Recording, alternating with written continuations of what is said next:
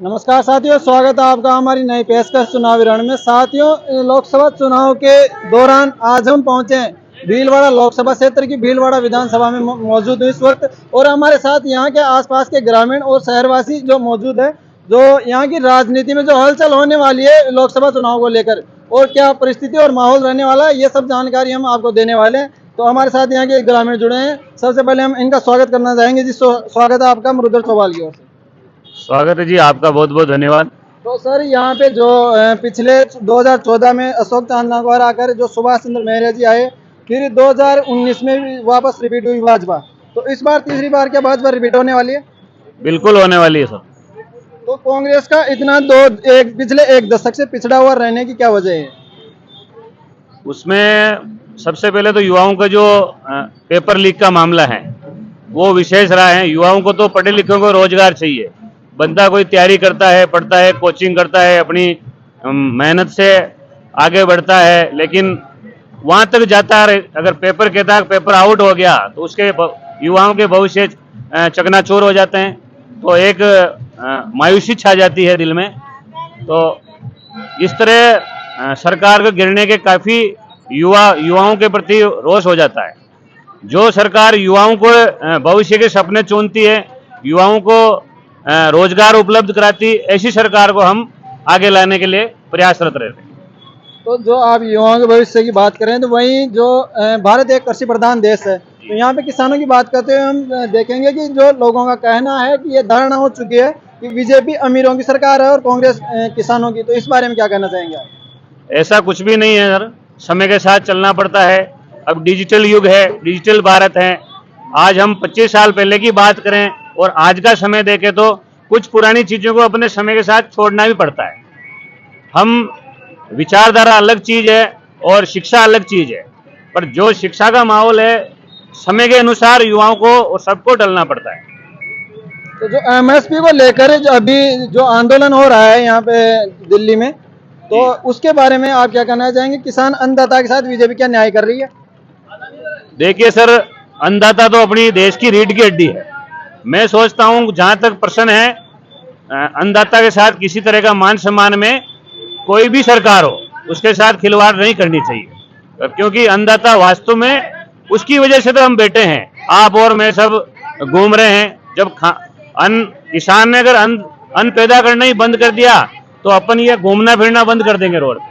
तो किसान तो अपनी रीढ़ की ताकत है, उनको सभी सरकार से निवेदन है, उनको तो मोटिवेट करें ही करें और एमएसपी बढ़ चढ़ के दिलाएं।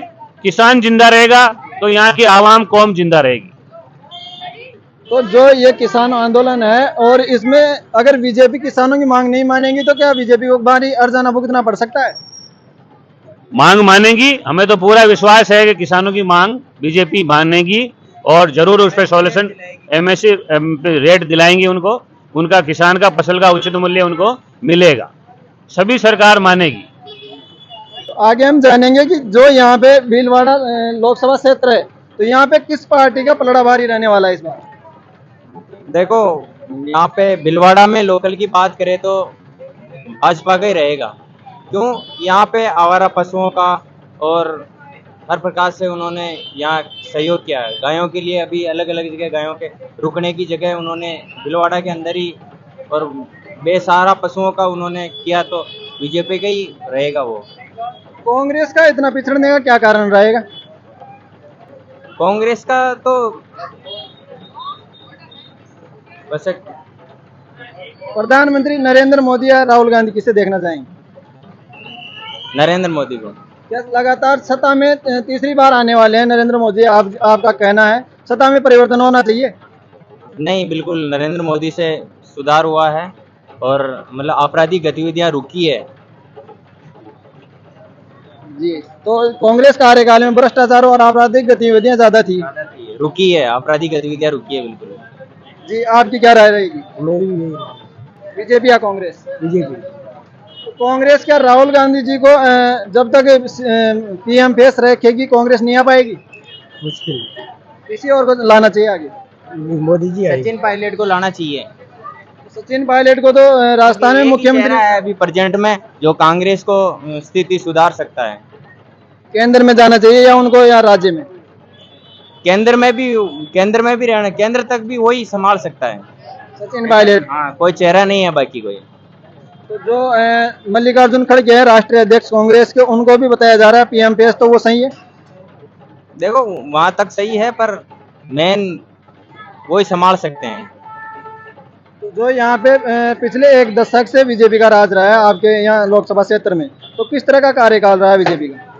देखो कार्यकाल में तो अच्छा ही था, है बुरा नहीं कह सकते, पर जितना विकास होना था उतना नहीं कर पाए, लेकिन होगा, अब होगा। अब अपने लोगों के मनपसंद जो अभी कार्यकर्ता है वो आए हैं, कोठारी जी तो करेंगे बिल्कुल। आप चाह रहे हैं कि बीजेपी की सरकार आएगी और पूरा सपोर्ट कर रहे हैं आप, तो बीजेपी से जो दामोदर अग्रवाल है और सुभाष चंद्र मौर्य है, कालूराम गुर्जर है, 3 कैंडिडेटों के नाम सामने आ रहे हैं, तो आप किसको टिकट दिलवाना चाहोगे? कोई भी एक चॉइस आपकी हो सकती है। कौन कौन है? सुभाष चंद्र मौर्य, दामोदर अग्रवाल और कालूराम गुर्जर। देखो कालूराम जी ने पहले भी क्या, सुभाष जी तो रह ही रहे हैं अभी प्रेजेंट में, तो इसके अंदर वो पार्टी डिसीजन करेगी क्या करना है। जो जनता की मांग क्या है? या युवा शिक्षित और पढ़े लिखे उम्मीदवार होना चाहिए? हाँ, वो तो होना ही चाहिए, विकास पुरुष होना चाहिए, सबसे मेन मांग तो ये है। विकास पुरुष होना चाहिए। हाँ जी, आगे जानेंगे हमारे साथ और लोग यहाँ। जी, इस बार किसकी सरकार होनी चाहिए लोकसभा क्षेत्र में? सरकार तो बीजेपी की बनेगी। आपके यहाँ? हाँ, हमारे यहाँ इसका मुख्य कारण क्या रहेगा तीसरी बार सरकार दोहराने पर? मेन मोदी है, मोदी जी की वजह से ही बनेगी। आप मोदी जी के चेहरे पर वोट कर रहे हैं? बिल्कुल बिल्कुल। तो जो आपके यहाँ लोकसभा क्षेत्र में पिछले एक दशक से जो ये एमपी है यहाँ पे सुभाष चंद्र जी, उनके कार्यकाल से खुश है या नहीं? एमपी ने तो देखो ऐसा कुछ काम किया नहीं यहाँ इतना, पर वोट तो बीजेपी को मिलेगा। यहाँ पे विरोधा सीट क्या बीजेपी की है, इसलिए। तो जो यहाँ पे बीजेपी को टक्कर देने के लिए कांग्रेस में आपके यहाँ नजर में ऐसा कौन सा नेता है यहाँ पे? नेता की बात करें जैसे तो नाम सामने आ रहे हैं, धीरज गुर्जर है और रामलाल जाट है और एक दो कैंडिडेट और कौन हो सकता है? अगर सीपी जोशी को लेके आए तो जोशी का भी नाम सामने आ रहा है। हाँ बिल्कुल बिल्कुल सही। आप चाहेंगे कांग्रेस से सीपी जोशी आए, बिल्कुल बिल्कुल सही, जो सीट निकाल सकते हैं? उन्होंने जो पिछले 5-10 साल पहले जो वादा किया था चंबल का पानी लाने का, वो बिल्कुल उन्होंने किया था। जो वो भीलवाड़ा में आया है और अच्छा विकास हुआ उस टाइम। उन्होंने जो वादा किया वो बिल्कुल अच्छा वादा किया था। पूरे जिले के अंदर जो चंबल का पानी आया तो उन्हीं के कारण आया। आज पानी की बहुत तकलीफ थी, तो वो तकलीफ बिल्कुल खत्म हो गई। सीपी जोशी बाहर ही है और यहाँ के स्थानीय जो भीलवाड़ा के स्थानीय धीरज गुर्जर, उनकी क्या कमी रहेगी, उनको आप टिकट नहीं दिलवाना चाहोगे? ऐसा कुछ नहीं है, पर ठीक है, वो उनका थोड़ा यहाँ कम है, वो जाट की तरफ से है इसलिए वहाँ, बाकी वो भी ठीक है। सीपी जोशी टक्कर दे सकते हैं बीजेपी को? इसको बीजेपी को मुश्किल है, देखो फिर भी कुछ कह नहीं सकते। बार भी जी, आगे जानेंगे और हम यहाँ पे। जी नमस्कार जी। नमस्ते सर। सर, किसकी सरकार चाहेंगे आप, बीजेपी या कांग्रेस? सरकार तो बीजेपी की चाहिए। बीजेपी की। तो क्या मुख्य कारण रहेंगे कि आप बीजेपी की सरकार चाह रहे हो?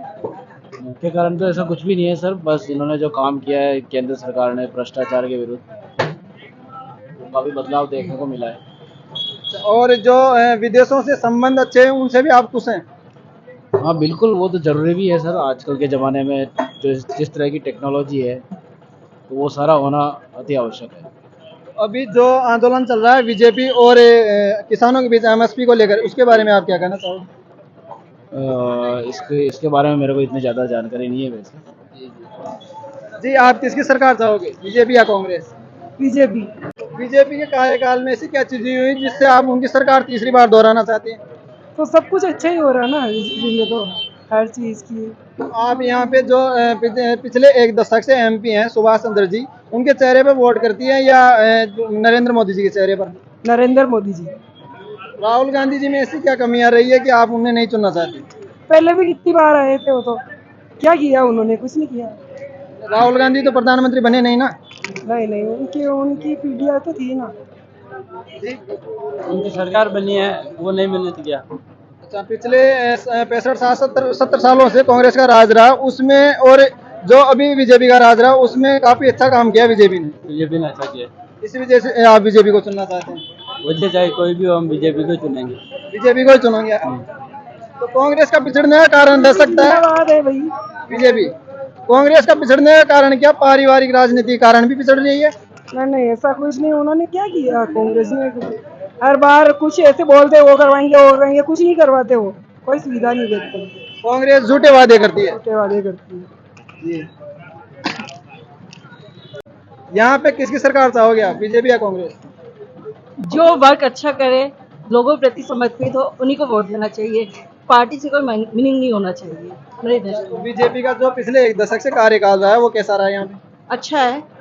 तो आप दोहराना चाहेंगे तीसरी बार को बीजेपी को? नहीं, थोड़ा चेंजेस होता रहना चाहिए। सत्ता में परिवर्तन होता रहना चाहिए। जी बिल्कुल। इस बार आप चाहेंगे कि सत्ता परिवर्तन हो? जी, लेकिन इन जो भारत के अंदर तो मोदी ही आना चाहिए। अच्छा, केंद्र में? हाँ, केंद्र में मोदी आना चाहिए। भिलवाड़ा का तो भीलवाड़ा में चेंजेस आने चाहिए। भीलवाड़ा में आप चेंजेस की बात कर रही हैं, तो कांग्रेस में जो विपक्ष में नेता आने वाले हैं, सीपी जोशी है, धीरज गुजर है, रामलाल जाट है। दूसरे नहीं आना चाहिए, रामलाल जाट नहीं आना चाहिए, सीपी जोशी का हम मान सकते हैं। सीपी जोशी को आप टिकट दिलवाना चाहोगी अगर वो यहाँ से उम्मीदवार हो तो? जी बिल्कुल, तो सीट निकाल सकते हैं? पॉसिबिलिटी तो है। पिछले 1 दशक से जितने अंतराल से बीजेपी जीती है, तो मुमकिन है जो 2014 में करीबन 3.5 लाख वोट से सुभाष चंद्र मौर्य जी जीते, फिर 2019 में ये करीबन 6 लाख वोटों से जीत कर आए। तो इस बार वो लीड खत्म करके क्या सीट निकाल सकते हैं? सर, मैं एक बात कहना चाहती हूँ कि हमें व्यक्ति का काम देखना चाहिए। सुभाष जी ने क्या किया है ये हम सब जानते हैं। जो होना चाहिए उतना नहीं हो पाया है, इसलिए चाहते हैं कि चेंज हो। सत्ता में चेंज होता रहना चाहिए। एक सत्ता रहती है तो क्या मनमानी चलती रहती है? हाँ बिल्कुल, चेंजेस होना चाहिए। बिल्कुल जरूर।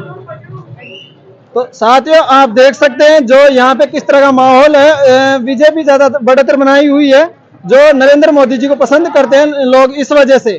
तो आगे मिलते हैं किसी और न्यूज के साथ, तब तक बने रहे हमारे साथ। धन्यवाद।